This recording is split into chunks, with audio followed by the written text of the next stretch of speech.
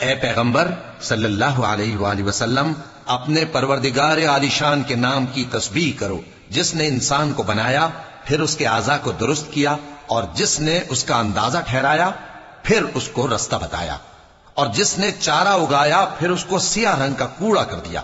اے نبی صلی اللہ علیہ وآلہ وسلم، ہم تمہیں پڑھا دیں گے، پھر تم فراموش نہ کرو گے، مگر جو اللہ چاہے۔ وہ کھلی بات کو بھی جانتا ہے اور چھپی کو بھی، اور ہم تم کو آسان طریقے کی توفیق دیں گے، سو جہاں تک نصیحت کے نافع ہونے کی امید ہو، نصیحت کرتے رہو۔